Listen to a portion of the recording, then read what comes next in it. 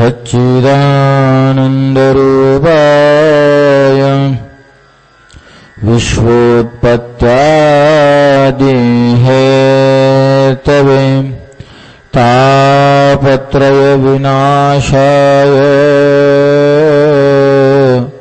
श्रीकृष्णाय वयं नुमः। यं प्रव्रजन्तमनुपेतमपेतकृत्यं द्वैपायनो विरहकातर आजुहाव पुत्रेति तन्मयतया तरवोऽभिनेदुस्तं सर्वभूतहृदयं मुनिमानतोऽस्मि। मनोजवं मारुततुल्यवेगं जितेन्द्रियं बुद्धिमतां वरिष्ठं वातात्मजं वानरयूथमुख्यं श्रीरामदूतं शरणं प्रपद्ये। श्री रुक्मिणी माता की जय।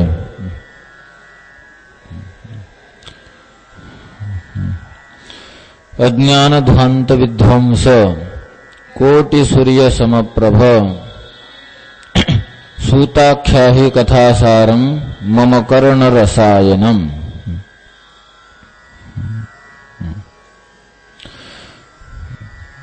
पूजनीय श्री व्यासजी महाराज प्रणीत श्रीमद भागवत त्याचे महात्म्य व महात्म्यातील प्रथम अध्यायातील चतुर्थ श्लोकाच्या संबंधात वर्तमान आपण चिंतनरत आहोत।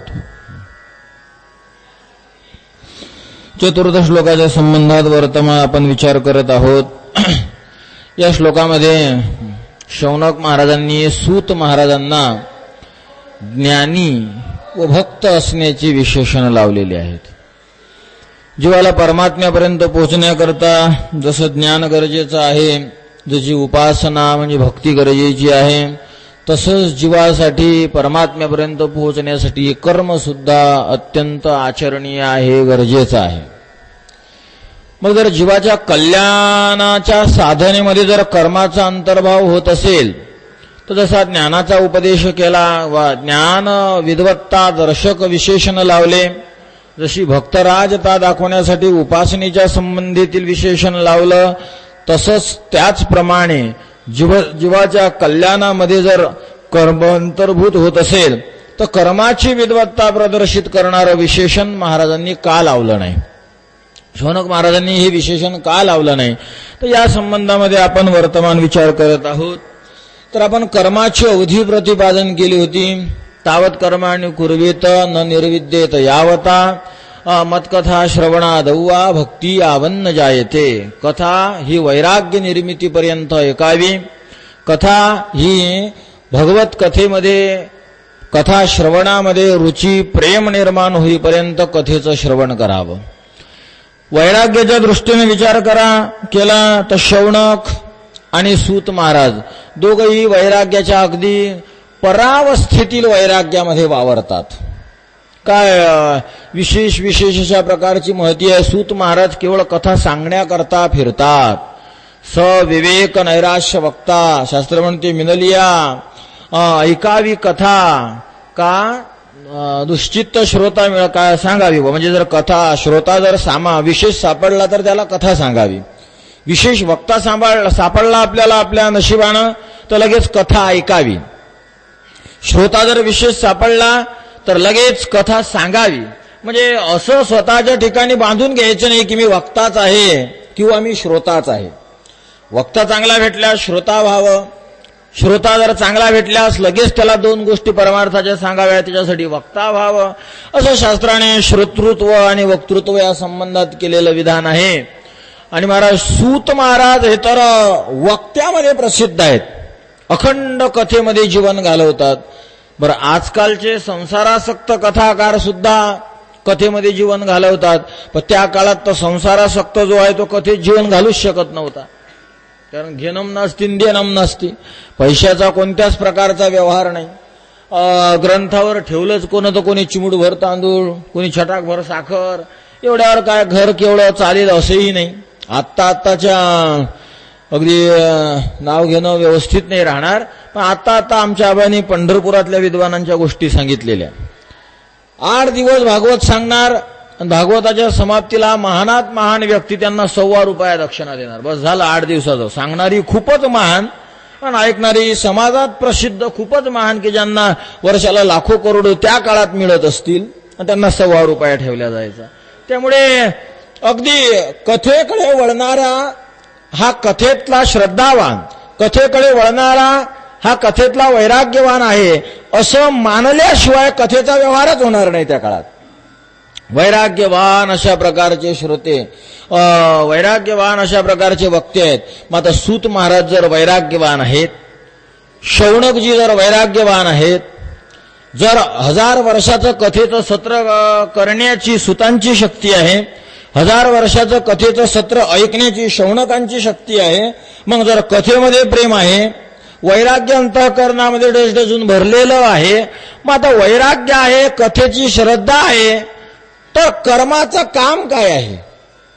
कर्माच्या सीमा ओलांडून सगळे राहत आहेत. त्यामुळे शौनक महाराजांनी सूत महाराजांच्या संबंधात असे विशेषण लावले की ज्यातून कर्म विद्वत्ता दिसत नाही, कारण कर्माची गरज नाही. आणि जो कथेकडे आला, जो भगवत भक्तीकडे आला, त्याचा आपण क्रमाक्रमाने प्रसंगी विचार करूया, तर त्याला एवढीशी कर्माची गरज नाही. त्याने दैहिक कर्म केले, तेवढ्यापुरत भगवंताची पूजा इत्यादी सामान्य कर्मामध्ये वेळ घालवला तरी सुद्धा खूप झालं. काही यज्ञ करावा, वेगवेगळ्या प्रकारच्या यज्ञाच्या रचना, यज्ञ आपण करावा, दुसऱ्याकडून करून घ्यावा, त्याला प्रवृत्त करावं, या काळानुसार ती गरज नाही. आणि जो भक्तीकडे आला त्याला तर या वैदिक कर्माच्या संबंधात अगदी लेश नसल्यासारखी परिस्थिती आहे. तर त्यामुळे शौनकजींनी सुतांना कर्म प्रतिपादक विशेषण लावलं नाही. मग काय विशेषण लावलं? ज्ञान प्रतिपादकता, ज्ञानातील विद्वत्ता दर्शविणारं विशेषण लावलं. काय आहे ज्ञानातली विद्वत्ता? ती कशी प्रदर्शित केली? शौनक महाराज म्हणतात, अज्ञान ध्वांत विध्वंस कोटी सूर्य समप्रभ. अज्ञान ध्वांत म्हणजे अंधार, अज्ञान रूपी अंधकार संपवण्यासाठी जे कोटी सूर्याप्रमाणे प्रकाशमान आहेत ते आमचे सूत महाराज आहेत.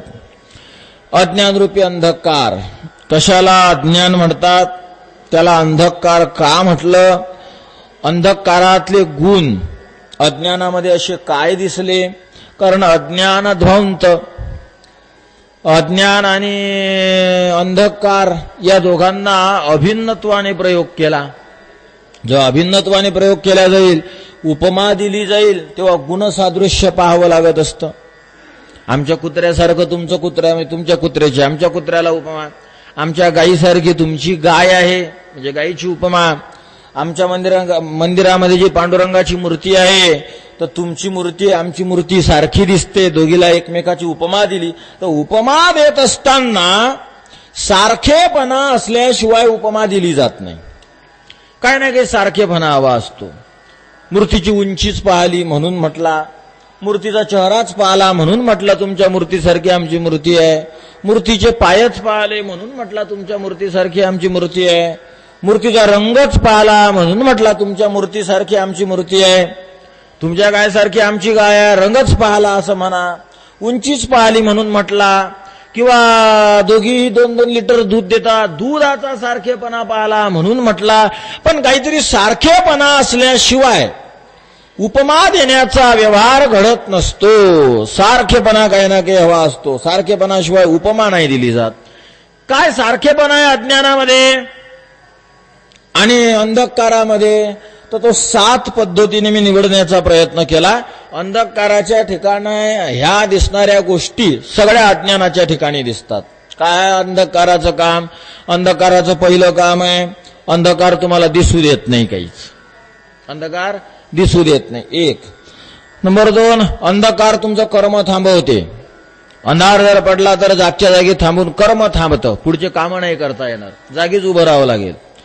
आणि तरीही जर तुम्ही चालण्याचा कर्म करण्याचा प्रयत्न केला तर तिसरा पॉइंट आहे, चुकण्याची शक्यता आहे. एकतर दिसतच नाही, नंबर 2 तुम्हाला थांबावं लागणार, थांबले नाही तुम्ही चालायलाच लागले तर चुकण्याची शक्यता आहे, नको त्याच रस्त्यानं जाऊ शकता. हे तिसरं फळापर्यंत जायला वेळ लागणार. जरी तुम्ही चांगल्या रस्त्यानं चालायला लागले अंदाजे तर जो स्पीड तुमच्या कर्माला उजेडामध्ये असतो त्या स्पीडनं कर्म तुम्ही अंधकारात नाही करू शकत, म्हणजे फळापर्यंत जायला उशीर लागणार. 4, 5 अंधकार झाला रे झाला की लगे भीती वाटायला सुरू होते, भय निर्माण होते. द्वैतयात वै भयम भवती श्रुती आहेत तशा उपलब्ध आपल्याला अज्ञानरूपी अंधाराच्या संबंधातल्या. तो अंधारामध्ये भीती वाटायला लागते. भीती जरी नसली एकदम तरी सार्थ भीती तरी वाटन, किंवा अंधार झाला आता उंदरं उड्या मारतील, अंधार झाला आता मांजर उडी मारू शकते, अंधार झाला आपल्या घरात काही वस्तू ठेवायला काही छान छान रॅक बीक नाहीये, असं दूध झाकून ठेवलेलं आहे, मांजरीने झडप मारली तर पाटलीवर तर आपल्यावर पडण्याची शक्यता आहे, डोकं फुटल असं तरी वाटल. हे झालं विचारी भीती. आणि काहीची तर अविचारी भीती, अंधार पडला की रडणार बस. घरात जर अंधार पडला, बाया घरात असल्या, हो या कोणीतरी लवकर या लवकर या. अरे घरात बाहेर सगळी दुनिया बसेल आहे, घरात अंधार पडला, मग अंधार पडला म्हणजे नेमकं काय झालं, लोक तर दाराशी बसलेले आहे, घरात कोण येणार आहे, तरी भीती वाटते. तर अंधार हा भीतीला कारण आहे. हे 5वं. 6वं आहे, अंधारामध्ये अजून एक गोष्ट होत राहते, अंधारात दुसरं दिसत नाही. याचा काय विशेष, अंधारामध्ये आपणच आपल्याला दिसत नाही. आपणच आपल्या कसंही रंग असू दे. ते विनोदानं म्हटलं जातं की बाबा काळा माणूस असेल, काळ्या शेतात जर झोपवला तर ओळखू येणार नाही वगैरे वगैरे, पण गोरा जरी रंगानं माणूस आहे आणि गडद जर अंधार पडला तो त्याला स्वतःला दिसू शकतो. म्हणजे स्वसाक्षात्कार नाही, आत्मसाक्षात्कार नाही, आपणच आपल्याला दिसत नाही. अंधारातला 6वा दोष ध्यानात घ्या. आणि 7वा दोष आहे अंधारातला, महाराज अंधारामध्ये भूत प्रेतादिक जे अशा अधोयोन्या आहेत त्यांच्या शक्त्या वाढतात. जिथं अंधार आहे तिथं असं लय होत राहतं, खुळखुळ वाजलं, मग काही भीती बी उगच काम नाही ना कथा नाही असते. आमच्या गावात एक विशिष्ट नियम आहे, कोणातरी सांगितलं भाऊ या निंबा, अरे तू कधी येत असतो शेतातून, म्हणे येतो संध्याकाळी 7:30 8. जर होय उशीर नको करत जाऊ. काय, आमच्या आजोबाच्या मामाचा भुई भावाचा आते भाऊ, हा तो या झाडाखालून गेला होता रात्री 9:30 वाजता, दगड मारून फेकला होता त्याला कोणतरी. त्यामुळे जरासं सांभाळून त्या निंबाखाली भीती आहे. जुने लोक सांगून राहिले, कारण तुला अनुभव आहे का नाही, या भूताच्या बाबतीत हेच लय होत राहते. ज्याला अनुभव आहे तेच क्वचितच सापडतात. मला तर अजून एकही नाही सापडला. आणि असे सांगणारे, त्याला आमच्या मामे भावाला दिसला होता आणि आमच्या आते भावाला दिसला होता. भूत नाही असं मला म्हणायचं नाही, पण जेवढी मुबलकता आपण त्याची वर्णन करतो की जो एवढा अति प्रमाणात आहे तर तो तेवढ्या प्रमाणानं जास्त नाहीये. तर झाडाखालून येतो. मग आमच्या गावातल्या त्याला सांगितलं आणि त्याला आता त्याचं शेड्यूल ठरलेलं होतं, 7:30 8ला वापस यायचं, 7:30 8ला. मग आता ते 0 करायला आणि सूर्यास्ताच्या आधी घरी यायला एवढं त्याचं बदलवण्यासाठी त्याला वेळ लागेल. मग त्यामध्ये त्याचा वेळ जात राहिला. मग तो 2-4 दिवस उशिरा. मग त्या झाडाखाली आला की पळायचा. कारण ठर इथं भूत आहे ना, मग इथून आपण 2 सेकंदात पळत जाऊ. आणि मागून हळूहळू यायचं, मग रोजच हळूहळू यायचं. फक्त आजच पळणं सुरू केलं, पळायला लागला. चपला स्लीपर, 500ची 1000ची चपला श्रीमंत. शेतकरी काय करणार आहे, स्लीपर आपल्या 50-60 रुपयाची स्लीपर. नदीच्या काठावरचे झाड रोज हळू चालत असल्यामुळे काही टेन्शन नव्हतं. आज पळाल्यामुळं ती चप्पल खणाखण दगड मारायला लागली. चपलीत दगड यायला चाट जणू काही गुलरनं दगड मारले. बुंग पळायला लागला आणि डायरेक्ट त्या माणसाच्या घरी आला. भाऊ तू म्हणतो ते आज पटलं म्हणे मला, आज पटलं मला. एवढ्या जोराने मला दगड मारल्या गेलीत. कशासाठी सांगून राहिलो मी हे, असत शक्तींचा अंधारामध्ये भडीमार होतो, त्यांच्या शक्त्या वाढतात. असत शक्ती अंधारामध्ये वाढायला लागतात, त्यांची पावर आपोआप वाढते. या असत शक्त्या भूतप्रेत द्या सोडून, हे गंधर्वादिक यांच्या सुद्धा अंधारात शक्त्या वाढतात. अर्जुन ज्या गंधर्वाशी लढला, अर्जुनाच्या ब्रह्मचर्याचा विचार करत असताना हे दिल्या जातं उदाहरण. त्या गंधर्वाचं नाव चित्ररथ गंधर्व, ऐकलेली असेल तुम्ही, त्यामुळे मी थोडक्यात सांगतो. आणि त्या गंधर्वाशी लढायला भीष्माचार्य गेले, द्रोणाचार्य गेले. त्या गंधर्वानं रात्री पाणी, एक तर गंधर्व आहे तसाच माणसापेक्षा अनंत शक्तीने संपन्न आहे. त्यातल्या त्यात अंधार म्हणजे रात्र आहे आणि त्याच्यात त्याची शक्ती अधिक चौपट दहापट होते. आणि परत त्यातल्या त्यात पाणी असल्यामुळे अधिकच त्याची शक्ती अति होते. असं सगळं भीष्माचार्याला गंधर्वानी बांधून ठेवलं. आता भीष्माचार्यांना बांधून ठेवणं ही गोष्ट ज्याला भीष्माचार्य माहीत आहेत, किंचितशे तरी कानावर पडेल आहेत, त्याला कळलं भीष्मांना बांधणं काय सहज आहे का. भीष्मांच्या शस्त्राला जवाब उत्तर देण्याची शक्ती, महाराज भगवंताला चिडून हातामध्ये चक्र घ्यावं लागावं. किती चिडत असतील भगवंत. आपल्या शक्तीशी कोणाची शक्ती जर सम झाली व सममध्ये थोडीशी विषम झाली, आपण त्याला 10 मारल्या आणि त्यानं आपल्याला 11 चापटी मारल्या, तर एवढं चिडत नाही माणूस. पण आपण नुसतं मारच खाऊन राहिलो, समोरचा मारूनच राहिला, तर आपण किती बेभान चिडतो, खूप चिडतो आपण. महाराज भगवंताचं तसंच झालं. एखादा बाँड्रीवरचा सैनिक आहे, चांगला तयार झालेला शिपाई आहे, आणि एखादी बाई त्याच्या अंगावर चप्पल घेऊन चालली. आता त्याला चप्पल काय, ते एका हातानं धरण बुक्की मी दाबल तर चपलीचा रस काढन, म्हणजे पिळून टाकन, पीठ करून टाकन त्या चिपलीचं. पण ही बाई तर जातेच की नाही चप्पल घेऊन त्याच्या अंगावर. समजा गेली तो ड्रेसमध्ये, गेली अंगावर, काय फायदा आहे जाण्याचा. महाराज जसं आपल्या शक्ती समोरच्या समोर खूपच कमी पडली की आपण भयानक चिडत असतो. समज जर झाली, एक ढुसा आपण मारतो, 2 त्यानं मारले, एक जर आपल्यावर शिल्लक राहिला तर एवढी चिड येत नाही. पण आपण जर एकदम झिरो आणि तो एकदम हिरो, तर मग आपली चिड मात्र भयंकर वाढते. आणि महाराज भगवान श्रीकृष्णाचं असंच झालं. भीष्माचार्य हिरो आणि हा अर्जुन झाला झिरो. असं नाही की 2 हा मारते 3 तो मारून राहिला. भीष्माचार्यांनी शस्त्र चालवलं, उत्तरच नाही. कधी मुकुट उडून जा, कधी छत्र उडून जा. महाराज भीष्माचार्यांच्या अशा कला होत्या, असे बाण मारत भीष्माचार्यजी भगवान श्रीकृष्णाला सुईसारखे बाण. भगवंत सारथ्य पण करत होते. तर भगवंताच्या बोटांना ती एवढे बाण मारले की ते घोड्याची लगाम कुठं धरावी हे भगवंताला कळत नव्हतं. काय भीष्माचार्य असतील. म्हणजे कृष्णाला सुधरू देईनात, अर्जुनाला त्याच्या पुढचं खेळवून राहिले. लहान पोराला जसं एखाद्या मांजरीने उंदराची शिकार करावी, एकदा घायल करते कटाक दिशी आणि मग खेळते हो त्याच्याशी. तो उड्या मारते, परत एकदा दात घालते, परत पायानं ढकलते, तो उंदीर पळत राहते. भीष्माचार्य हसायचे तशी अर्जुनाची शिकार करत होते. महाराज कृष्णाला राग आला आणि जसं एखाद्या शिपायाच्या अंगावर बाईनं चप्पल घेऊन जावावं, तसं या भीष्माचार्यांच्या अंगावर भगवंत काय घेऊन गेले माहित आहे? घोड्यांना हाणायचा चाबूक. घोड्यांना हाणायचा चाबूक. महाराज फक्त पळा बिळायला घोड्यांची श्रेष्ठता होती. त्या काळात माणसं प्राण्यांपेक्षा शक्तिशाली होते. एक चाबूक घोड्याला मारला की घोडा उडत असे. भीष्माचार्यांना काय होणार आहे महाराज? चाबूक घेऊन भगवंत गेले. अशी भीष्माचार्यांची शक्ती आहे. आणि त्या भीष्माचार्यांना गंधर्वांनी बांधून ठेवलं. कशामुळे? काय कारण आहे? अंधार. याचं उत्तर फक्त एकच आहे, अंधकार. त्या अंधकारामुळे भीष्माचार्यांना तो गंधर्व बांधू शकला. म्हणजे अंधारामध्ये असत शक्तींच्या शक्त्या दुगण्या, चौगुण्या, 5 गुणा, 6 गुणा, 10 गुणा होऊन जातात. शक्त्या वाढतात. हे आहे अंधकाराचे गुण. आणि महाराज कर्मधर्म संयोगानं अज्ञानामध्ये सगळे गुण आहेत. म्हणून आमचे सूत महाराज शौनक त्यांना विशेषण लावत असताना म्हणतात, अज्ञान ध्वांत विध्वंस. अज्ञान रूपी अंधकार याच्यामध्ये अभिन्नत्वाचा व्यवहार केला. अलंकारिक पद्धतीने सूत महाराज शौनक महाराज बोलतात, अज्ञान रूपी अंधकार. पहिला गुण आहे दिसत नाही.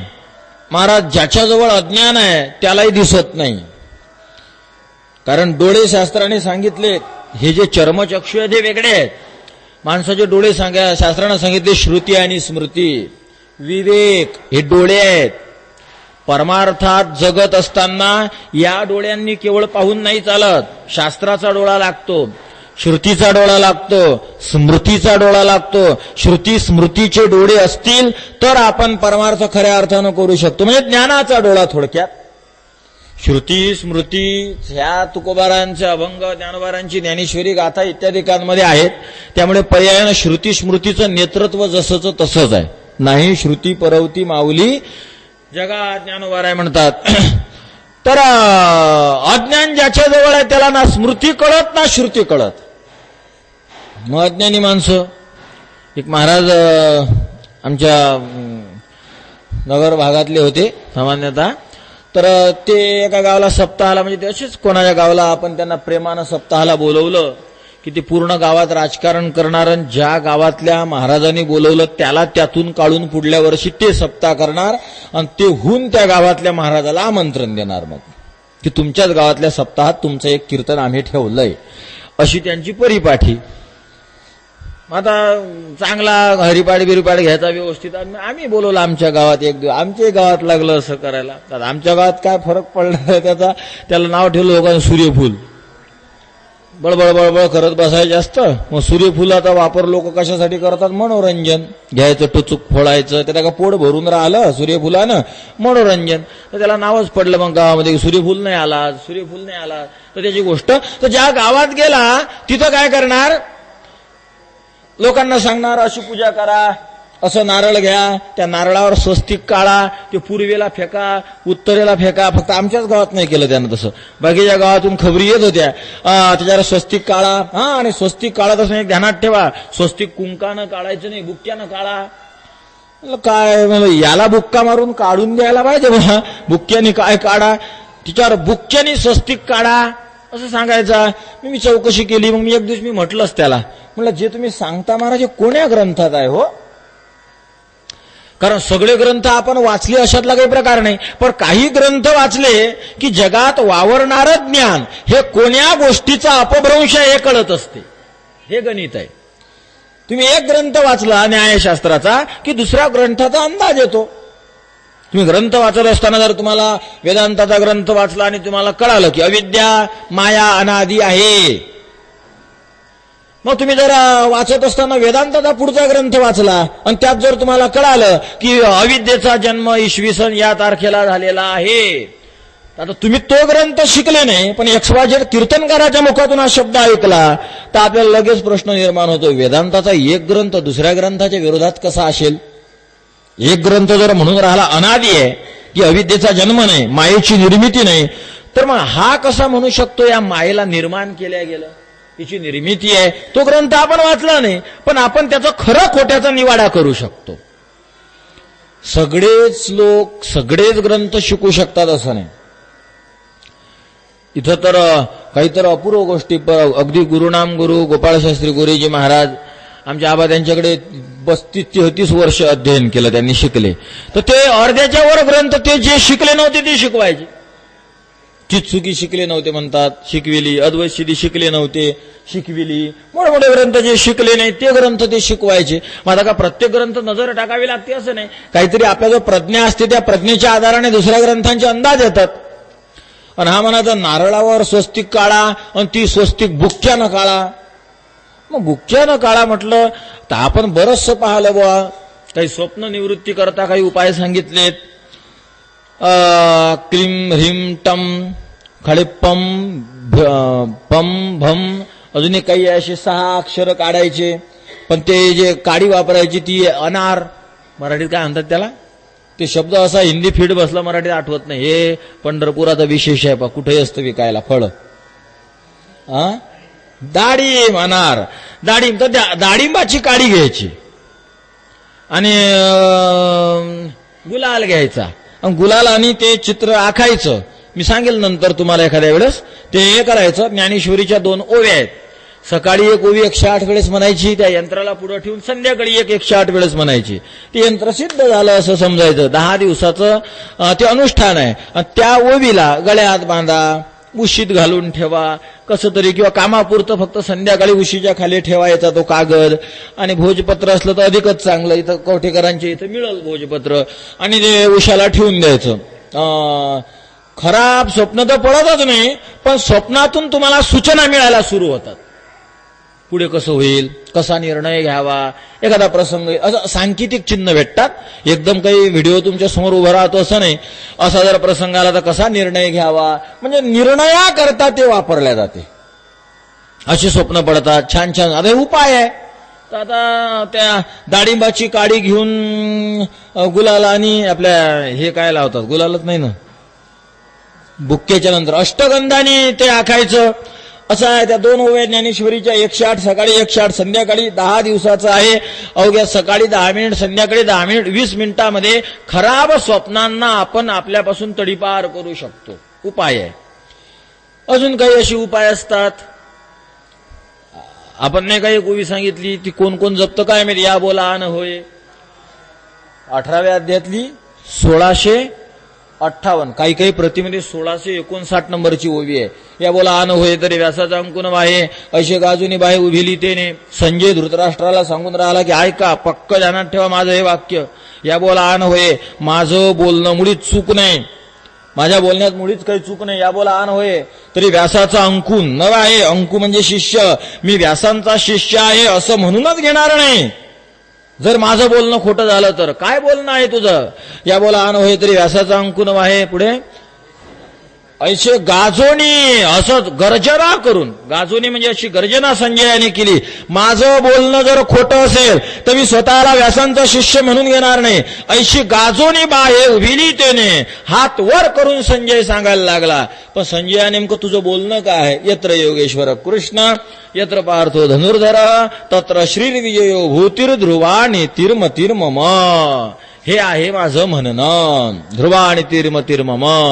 तर ज्या ठिकाणी भगवान श्रीकृष्ण राहतात, परमार्थ ज्या ठिकाणी केला जातो त्या ठिकाणी खऱ्या अर्थानं विजय प्राप्त होतो, यात संशय नाही. आणि हे जर खोटं असेल तर मी स्वतःला व्यासांचा शिष्य म्हणून घेणार नाही. माता संजयांसारखे व्यासांच्या कृपेला पात्र झालेले महान भगवत गुरुभक्त जर एवढा हातवर करून सांगत असतील तर आपण ही ओवी म्हणायला कोणत्याच प्रकारची अडचण नाही. मला संजयाने शपथ घेतलेली ओवी ही एकच आहे ज्ञानेश्वरीत.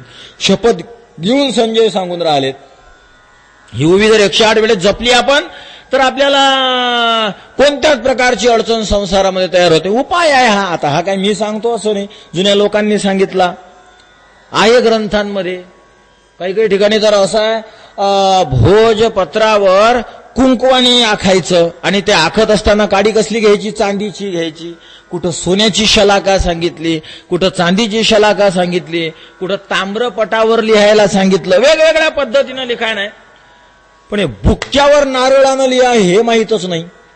एवढे बारीक उपाय आहेत काही काही. हे रावणाने सांगितलेला एक उपाय सांगतो मी तुम्हाला. रावणाने सांगितलेला, बोर असते ना, बोराची बी घ्यायची. गावरानी बोर थोडंसं मोठं असावं आणि त्या बीला पोकळ करायचं आतून. वरून ती व्यवस्थित पोकळ, म्हणजे एकदम पोकळ करायच्या नादाला लागा ना ते तुटून फुटून जाईल. थोडीफार तरी त्याच्यात काय ना काही जागा झाली पाहिजे. म्हणजे शेर पावशेर ज्वारी मावली तरी खूप झालं. तर तिला पोकळ करायची आतून. त्यामध्ये पिवळे पिवळे हे असते मोहरी, तुम्ही पाहिली असेल, पिवळी मोहरी असते. तर ती मोहरी त्या बोरीमध्ये टाकायची आणि ते गळो काही हो आणि एखाद्या विशिष्ट वाटिकेत म्हणजे बगीच्यात, उपवनात जायचं. बगीचा आणि अरण्यातला फरक एवढा आहे. अरण्यामध्ये कोणतंही झाड कुठं असते. झेंडूच्या नंतर गुलाब, गुलाबाच्या नीम, निमानंतर येडी बाबड, त्यानंतर दिल्ली फुलोर, त्याच्यानंतर बेसरम, काहीच सांगता येत नाही. पण बगीच्यामध्ये असं कधीच नसते. बगीच्यामध्ये बरोबर गुलाबाचे फुलं तर गुलाबाचे, म्हणजे बगीच्यात जायचं. आणि बगीच्यामध्ये गेल्यानंतर आता पक्क आठवत नाही पण आग्नेय दिशा आहे असं वाटते. आग्नेय दिशेला जाऊन 1 फूट खड्डा खोदून त्यामध्ये ती बोरीची कोळ रोवून ठेवायची. मंत्र नाही, संत्र नाही, तंत्र नाही, काहीच नाही. मग यानं काय होतं, यानं म्हणे विमानात बसायची संधी भेटते. हे रावणानं सांगितलेलं आहे. तुम्हाला जर काही संशय असला तर रावणाला जाऊन विचारा. नोकऱ्या वगैरे लागायसाठी काही शास्त्र, रावणानं सांगितलेले उपाय सांगतो. चांदीच्या 2 अंगठ्या करायच्या. शनिवारचा दिवस असायचा, एखाद्या तळ्याच्या काठावर जायचं. 2 हातामध्ये 2 अंगठ्या घ्यायच्या आणि 1 अंगठी, मग आपण ते काही सांगायला लागत नाही लोकांना, कंजूसपणा करायचं लोकांना उपदेशच नाही करायला लागत. 2 अंगठे, 1 अंगठी फेकून द्या लागते. पण नक्कीच तुम्ही 1 अंगठी म्हणजे नावाची अंगठी, ती नावाची अंगठी. देवाला कपडे करतात बघा कापसाचे, हे आंगळकण, हे शर्टन, हे ते कंजूसपणाच्या लोकांना काही सांगा लागत नाही. ते एक अंगठी, 2 अंगठ्या 2 हातात धरायच्या आणि अंगठीवर फेकायची, जी फेकून द्यायची आहे ती, आणि ती तळ्यात पळायच्या आधी ही दुसऱ्या हातातली अंगठी बोटामध्ये घालून टाकायची. नक्कीच काय ना की वृत्तीच्या मागं लागतो. वृत्ती, शास्त्रामध्ये वृत्ती म्हणजे धंदा, काहीतरी पोटा पाण्याला तो व्यक्ती लागतो. हे उपाय आहेत. मग आपण काहीतरी वाचलेलं असतं, काहीतरी ऐकलेलं असतं, आपल्याला कळतं की हे कमीत कमी खरं असेल का खोटं असेल एवढा अंदाज लागतो. आणि नारळावर स्वस्तिक काढायला लावतो बुक्क्यानं. आणि जेवढं मी अभ्यास केला थोडंफार जे कळतं ते, त्यात बुक्क्यानं स्वस्तिक कुठंच नाही. याचा अर्थ हा बुक्का खाण्याच्या लायकीचा एवढाच फक्त. बुक्क्याच्या स्वस्तिकचा तर काही विचारच येत नाही. मग आता यानं जे हे बोलून राहिला तर यालाच शास्त्रामध्ये म्हटल्या जाईल आपल्याला, अज्ञानाच्या अंधकारामुळे दिसलं नाही, दिसत नाही. कारण अज्ञान असल्यामुळं संस्कृत भाषेचं अज्ञान, स्वरूपाचं अज्ञान तर ते पुढे विचार करू आपण. भाषेचं अज्ञान, बुद्धी व्यवस्थित नसेल त्यामुळे आलेलं अज्ञान. आपल्या बुद्ध्या कितपत राहतात, अगदी साधं सरळ सांगितलं तर लोकांना कळते, थोडंही आटून पेटून सांगितलं तर नाही कळत. मग आता श्रुती स्मृती तर अत्यंत कठीण आहे. याज्ञवल्क्य स्मृती कोणीही घ्यायची वाचायची असं नाही. याज्ञवल्क्य स्मृतीच्या आरंभालाच सांगतात, माझ्या स्मृतीचं वाचन त्यांनी करावं. मी त्या ठिकाणचा धर्म तुम्हाला सांगून राहिलो की ज्या ठिकाणी काळे हरण आहेत. याज्ञवल्क्य मनुस्मृती सगळ्यांना चालेल. याज्ञवल्क्य स्मृती त्या भागाने वाचायची. कोण्या भागाने? ज्या भागामध्ये काळे हरण आहेत. काळे हरण उड्या मारतात, काळे हरण पळून राहिलेत, असे काळ्या हरणांचा जो भाग आहे त्याच भागामध्ये फक्त माझ्या स्मृतीला विशेषतः किंमत दिली जाईल, मान्यता दिली जाईल, असं त्यांनी सांगितलं. आपल्याला जर अव्यवस्थित डोळा नसेल, क्रमानं अध्ययन जर केलेलं नसेल तर आपण कधीही जाऊ आणि त्या स्मृतीचा अभ्यास आपण करण्याचा प्रयत्न करू शकतो. तर अज्ञान आहे, दिसत नाही. मग न दिसल्यामुळे काय होतं महाराज? दिसलं नाही की त्याचा स्फोट होऊन ते कोणा ना कोणा रूपानं उद्रेकाला प्राप्त होऊन बाहेर पडतं. अज्ञान राहून राहून किती वेळ राहील? समोर जर दोरी पडलेली आहे, दोरी जर दिसली नाही, काय काय काय काय करत राहतात, आणि मध्ये सर्प आहे, कोणी म्हणते जलरेषा आहे, कोणी म्हणते भूरेषा आहे. अज्ञान थांबून किती थांबेल? त्याच्यात क्षोभ होणारच आहे. गॅसवर कुकर ठेवला, त्याचं झाकण लावून ठेवलं आणि शिट्टी वेल्डिंग करून टाकली, म्हणजे ती वाजलीच नाही पाहिजे, वेल्डिंग करून टाकली, दिली गॅसवर ठेवून. कितीक वेळ थांबणार आहे? 10 मिनिट, 20 मिनिट, 30 मिनिट एवढी गॅस होईल त्या अग्नीच्या बळावर की तो कुकर पूर्ण फुटून जाईल. थांबेल किती? तसं तुमच्यामध्ये जर अज्ञान असेल तर ते अज्ञान थांबेल किती? ते एकदार त्याचा स्फोट होऊन अगदी चिंधाळा करून टाकेल माणसाचे. अज्ञान थांबेल किती? त्याचा स्फोट होईल. मला दिसत नाही. श्रुती स्मृतीचे डोळे माणसाचे आंधळे होऊन जातात, त्याला दिसनासं होतं. अजून कर्म थांबत. ज्याच्याजवळ अज्ञान आहे त्याचं कर्म जागीच फिरत राहते. तो तसा बुद्धिमान किती असला तरी करून काय, दिशा काय दिसेल त्याला? एखादा शेतकरी जर शेतीमध्ये गेला तर महाराज सकाळपासून संध्याकाळ काय काय काम करायचं त्याला कळत नाही. सासू जर घरी असली सासू तर दिवस सकाळपासून संध्याकाळ कामं करत राहते बिचारी. भाजी खालचं काढ, खाटी काढलं काढ, या पाटलीवर ठेव, तिला काढ, ते भांडच धू, डब्यात डब्यात घाल, परत त्याची उतरंड लावून दे, मग मातीचे मळकेच काढ, त्या मळकेलाच पूस, त्या मळकेलाच धू, डबच काढ, डब्यालाच धू, ते झालं गोधळ्याच काढ, गोधळ्याच धू, काय ना काही गादीच काढ, तिला रट्टेच मारत बडवतच बसायचं उन्हामध्ये. काय कामं काढतील बुडायचं काही सांगता येत नाही. आणि सासूबाईने सुनेला सांगितलं, बाई जरा कामं व्यवस्थित करतो बरं, मी 4-8 दिवस जरा चालली, किंवा संध्याकाळी येते. संध्याकाळी आली बा सासू, काहीच नाही काम करेल. का ग सुनबाई तू काय करू? स्वयंपाक केला, आमचे जेवण झाले आणि भांडे धुतले, मग आता काय करू? राहिली झोपून. म्हणजे एक कामही दिसून नाही राहिलं. पुढचं अज्ञान. आणि ते सासू घरी असली की ती मारायला होते, सुनीलाही मारून टाकते. कधी खाली हात घालून किलोभर कचरा काढतील, त्या कचऱ्याला पाहून खाट उचला आणि याला सारवून घ्या म्हणतील, किंवा इथून काही काहीतरी पुसा असं म्हणतील, याचा अंदाज नाही. तिला ज्ञान आहे तिच्या घरातलं. नवीन सुनीला काय करून राहिलं? अज्ञान आलं की कर्म थांबत, काही दिसत नाही पुढचं. त्यामुळे मनुष्य उभा राहतो. कर्म थांबत, तो काम नाही करू शकत जास्त. पण परमार्थाचंही तसंच. जर ज्ञान नसेल तर व्हायरस घुसल्या आणि तिथल्या तिथं फिरत राहते माणूस, काहीच कामं सुचत नाहीत त्याला, तेच तेच तेच, प्रगतीच नाही. आणि मग कर्म थांबतं. नाहीतर काय होतं, वेगळंच काहीतरी व्हायला लागते, वेगळ्या वाटेनं निघून जातो. ज्याला कर्म करणं कळालं नाही त्याचं कर्म थांबणार. आणि विपरीत जर ज्ञान झालं तर विपरीत कर्म काहीतरी करून ठेवन. अज्ञान जर असेल तर विपरीत कर्म होऊ शकतं. एक अजून कीर्तनकार लोक उदाहरण सांगायचे. एक कोणी श्रीमंत धनिक माणूस होता, कधीच तो शेतावर गेलेला नाही. मग दी बापदाद्याची इस्टेट खात होता, मजेशीर राहिला, भरपूर संपत्ती येते. महाराज, कष्ट जर केले नाही तर समुद्रही कमी पडते म्हणतात ना की बाबा माणसाला समुद्र जरी असला तरीही कमी पडतो. तसं होत राहतं. आमच्या गावात आम्ही पाहिलेले उदाहरण की ज्याच्या शेतात मजूर काम करायचे आणि हे दोघं जण डबल सीट जाऊन पिक्चर पाहत तालुक्याच्या गावाला. त्या काळात टीव्ही नव्हत्या, म्हणजे पडद्यावर जाऊन सिनेमाच्या टाकीजमध्ये पिक्चर पाहत. आज तो तर मेलाच, तो तर गेला. त्याचा पोरगा आहे आता आमच्या वर्गात होता सामान्यतः. महाराज,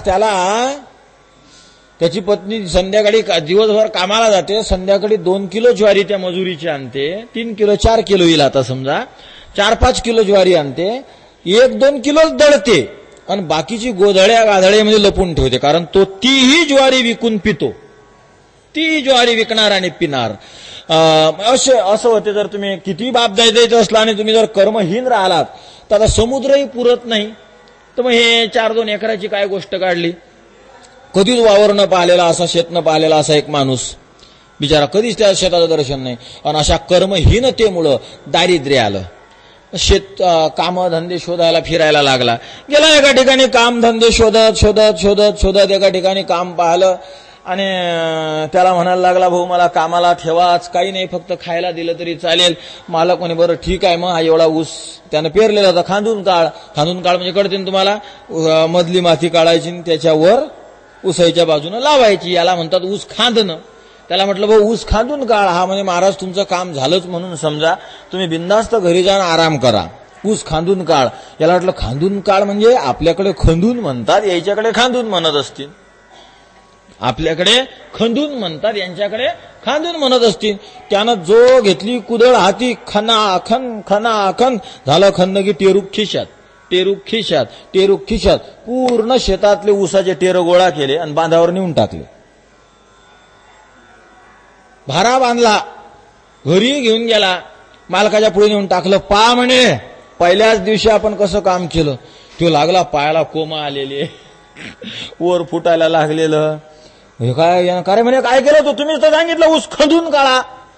माझं अज्ञान आहे. अज्ञान एक तर क्रियाहीन करते, अन्यथा क्रियेला मार्ग दाखवून दुसऱ्याच कोण्यातरी दिशेनं मोडून टाकते. अज्ञान विपरीत कर्म करायला लावते आपल्याला. तसंच महाराज या जगामध्ये आपल्याकडून विपरीत कर्म अज्ञानामुळे होत राहतात.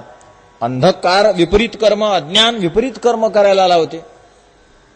अंधारातला मनुष्य जसा खड्ड्यामध्ये पाय जाऊन पडू शकतो, विपरीत दिशेला जातो, तसं अज्ञानी असणारा व्यक्ती कसा परमार्थ करेल आणि काय करेल याचा अंदाज नाही. आता कालच गजानन मंदिरात आपण उदाहरण देऊन गेलो. पाणी घेतलं, आचमन केलं आणि वरून फेकलं. हे काय आहे, याला म्हणायचं विपरीत दिशेनं गेलं. अज्ञानच आहे पूर्ण. जर कळतच नाही तर ते कोण्या ना कोण्या दिशेनं स्फोट होऊन ते कोणीकडे तरी फेकल्या जाईल.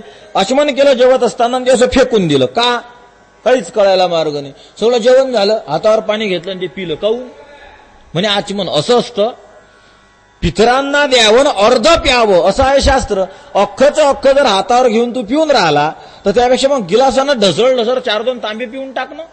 एवढंच कशाला घ्यायचं आणि पिवायचं. मग तर हे अज्ञान जर असेल, एक तर तुम्ही थांबणार, मग तर काहीच नाही.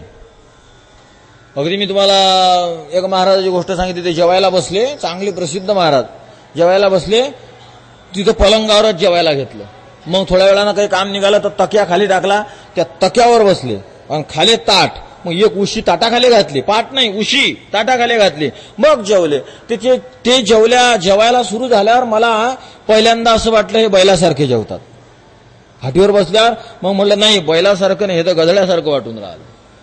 मग परत म्हणलं गाढवासारखं नाही, हे तर म्हशीसारखं वाटून राहिलं. पण असं वाटलं नाही, म्हणलं हे तर कुत्र्यासारखं वाटून राहिलं. जेवढे प्राण्यांचे जेवणाचे प्रकार आहेत ते सगळे प्रकार 10 मिनिटात त्यांच्यामध्ये मला दिसले. कुत्र्यासारखं दिसलं, गदड्यासारखं दिसलं, मांजरासारखं चटाक दिसलं, सगळे प्रकार दिसून आले. तर क्रिया थांबली. अज्ञान असेल तर विपरीत दिशेने ते बाहेर पडतं. एक, चुकण्याची शक्यता. भरपूर आपण प्रकार सांगितले. भीती वाटते. महाराज जो अज्ञानी आहे त्याला भीती वाटते. कालच आपण पाहिलं, जडभरता आला. पृषत राजाने देवीच्या समोर कापायला नेलं तरी जडभरतांना काहीच टेन्शन नाही. कापा, चांगलं चांगलं खायला दिलं द्या. तुला आम्ही देवीजवळ कापणार आहे, कापा. कसली भीती आहे? देवीच समोर हजर झाली. त्या सैन्याला मारून त्याचं रक्तप्राशन पार्षदासहित केलं. ही भगवंताची देवीची कृपा. पण जो भगवत भक्त आहे त्याला भीती नाही, निर्भय राहतो.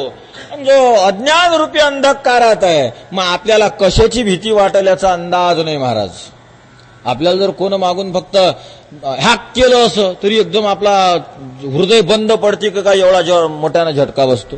काल तर आम्ही नुसतं तोंडाला पाणी मारत होतो, दरवाजातून पोरं आले. एकदम पाहता बरोबर 5 मिनिट धडधड धडधड धडधड धडधड होत होतं. अशी आपली परिस्थिती आहे. आणि भगवत भक्त तर अरे बापरे, त्यांच्या मानेवर करवट ठेवली तरी भीती नाही. अर्जुनाला जेव्हा अश्वमेध यज्ञाचा अश्व सोडला, त्या भक्ताचं नाव मला आठवत नाही, तर अश्व अडवला म्हणून त्याच्याशी युद्ध झाला. तो लहान 15-16 वर्षाचा भगवत भक्त राजा होता. पण त्यानं सगळ्या पांडवांच्या सेनेला वापस पाठवलं. मी घोडा अडवला म्हणे, मी एक क्षत्रिय राजा आहे. आणि भगवंताला तर अर्जुन मोठा करायचा होता, पांडव मोठे करायचे होते. अर्जुन युद्धाला गेला. अर्जुनाला अनेक वेळा त्यानं परत पाठवलं युद्धातून. मग प्रत्यक्ष भगवंत गेले. का गेले भगवंत? भगवंत दिसता बरोबर तो पुढचा जो भगवत भक्त होता त्याला त्याने भगवंताला पाहता बरोबर ध्यानमग्न झाला, समाधी लागली त्याला.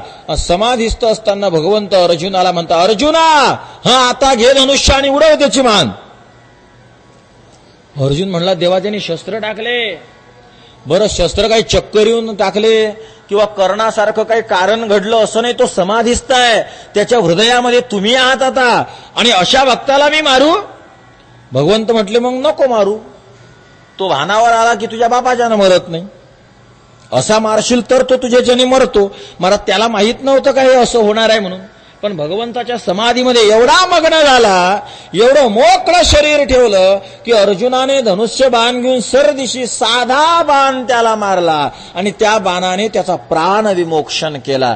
आहे जे ज्ञानी आहेत त्यांना भीती, पण अज्ञानाला तर बापरे, या गल्लीतून जाऊ नका, त्या गल्लीतून जा, त्या गल्लीत असा कुत्रे आहेत का रे भाऊ, तिकडे जातो आपण, कुत्रा आहे का? एखाद्याच्या घरात जर आपण घुसलो, आता अलीकडे एक स्टाईल निघाली, म्हणजे पद्धत निघाली, घराच्या बाहेर लिहिलेलं असते, कुत्र्यांपासून सावधान, कुत्र्यांपासून सावधान. पुऱ्या घरात फिरतो तरी कुत्रं दिसत नाही, मग कळते की यांचे कुत्रे 2 पायाचे आहेत. कारण पुरं घर फिरल्यावर काही कुत्रं दिसतच नाही कुठं. आता ती पद्धतच निघाल, दाराला लावून ठेवतात, कुत्र्यांपासून सावधान. मग जरा भीतच राहते माणूस, इकडं अशीन, इकडं अशीन, इकडं अशीन, इकडं अशीन. मग सगळं झाल्यावर मग कळते की बा एक कुत्र काय, सगळं घरच कुत्र्याचं आहे वाटते, 2 पायाची कुत्रे आहे तिथं. तर ती पद्धत निघाली. जर ते नुसतं बोर्ड जरी पाहिलं आपण तरी लगेच आपण म्हणतो, भाऊ सोडलेलं नाही ना, बांधलेलं आहे ना, एवढी आपल्याला भीती वाटते. आणि ब्रह्मास्त्र अंगावर सोडलं तरी ज्ञानाला भीती वाटत नाही. जिथं अज्ञान आहे तिथं भीती आहे. अज्ञान जिथं अंधकार आहे तिथंही भीती आहे, जिथं अज्ञान आहे तिथंही भीती आहे. या दोघांमधला हा सारखेपणा. अजून गडद अंधकार जर असेल तर आपणच आपल्याला दिसत नाही. आपणच आपल्याला बुद्धीमध्ये साठलेलं ज्ञान आहे, त्या ज्ञानाच्या बळावर आपण आपल्याला ओळखतो, पण शरीरदृष्ट्या आपण आपल्याला दिसतो का? आपला पाय कसा, आपलं बोट कसं अंधकारात दिसते का? मी पुरुषोत्तम आहे, मी या गावचा आहे, मी यांचा मुलगा आहे, मी या ठिकाणी राहतो, माझा हा ऍड्रेस आहे, हे आपल्या बुद्धीमध्ये साठलेलं ज्ञान आहे. त्यामुळे ते अंधारातही काम करते, तो भाग वेगळा. पण जे स्थूल शरीराच्या दर्शनाच्या दृष्टीनं जर विचार केला तर गडद जर अंधकार असेल तर आपणच आपल्याला दिसत नाही, आपणच आपलं दर्शन नाही करू शकत, आपण आपल्याला नाही पाहू शकत. आणि बस महाराज तसंच हा अंधकार बाहेर असतो आणि अज्ञान तर बाहेर नाही, अज्ञान बुद्धीत असते. त्यामुळे आपल्याला अंधकार काहीच दिसू देत नाही. कोहम कदमिदं जातम, मी कोण आहे, मी कुठून आलेलो आहे, मला कुठं जायचं आहे, माझा उद्धार या जगातून कसा होईल, हे जगत मिथ्या आहे का सत्य आहे, जगत जर सत्य असेल तर नष्ट का होतं, जगत जर मिथ्या असेल तर यातून सुटणं गरजेचं आहे, यातून सुटणं गरजेचं असेल तर यातून सुटण्याचा उपाय काय आहे, तो उपाय कसा करावा, त्या उपायाचं ज्ञान कोणाला आहे, तो उपाय करण्यासाठी कोण्या महात्म्याला शरण जावं, तो महात्मा कसा, या सगळ्या गोष्टीचं अज्ञान आपल्यामध्ये अगदी ढसढसून भरलेलं असतं, दडलेलं असतं. अंधकार बाहेर आहे आणि अज्ञान हे बुद्धीमध्ये राहत असतं. अज्ञान बुद्धीमध्ये राहणार, बुद्धीमध्ये काम करणार. त्यामुळे आपल्याला आपला पत्ताच लागत नाही कोण आहे. बस आपल्याला देहरूपाने परिचय आहे, आपण परमात्मा आहो, आपण ब्रह्मस्वरूप आहो, हे काहीच कळत नाही. जीवाचं लक्षण काय आहे, जीव हा परमात्म्याचा अंश आहे आणि जे किलोभर सोन्यात गुणधर्म आहेत तेच ग्रॅमभर सोन्यात गुणधर्म आहेत, जेच परमात्म्याचे गुणधर्म आहेत तेच आपले आहेत. त्यामुळे भिण्याची गरज नाही. सगळ्या सृष्टीचा आधार जसा परमात्मा आहे त्याचाच अंश आपण आहोत, त्याचे चिरंजीव आपण आहोत. महाराज हे अनंत अज्ञान बुद्धीमध्ये दडलेले असतात, आपणच आपल्याला ओळखत नाही. जे अज्ञानरूपी अंधार आहेत त्यांना विचारलं, महाराज तुम्ही कुठले, तर महाराज लगेच उत्तर देणार, बुलढाणा जिल्हा, जळगाव, जामोद तालुका, गाडेगाव, खुर्द. असंच एकदा तुकाराम महाराजाला विचारलो कोणतरी, महाराज तुम्ही कुठले, तुकाराम महाराजांनी उत्तर दिलं, मी काहीची मी नव्हे, कोणी गावीचा, एकला ढाईचा, एकलाची, मी कोणीच नाही, मी एकटाच आहे, दुसऱ्या जगात दुसरं काहीच नाही, मी सगळ्या जगामध्ये व्याप्त होणारं तत्व आहे, माझ्याशिवाय या सृष्टीमध्ये दुसरं काहीच नाही.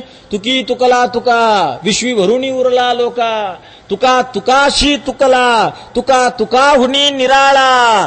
तुकोबारा म्हणतात किंवा रामेश्वर भट्टांनी दिलेला तुकोबारांचा परिचय तुकिता तुलनेशी असू द्या, पण आपण तुकोबारांशी बोलतो ना. तुकाराम महाराजांना विचारलं, महाराज तुम्ही कोण आहात, महाराजांनी दिलेले उत्तर आहेत महाराज हे, तत्वमसी विद्या ब्रह्मानंदे सांग, त्याची झाला अंगे तुका आता.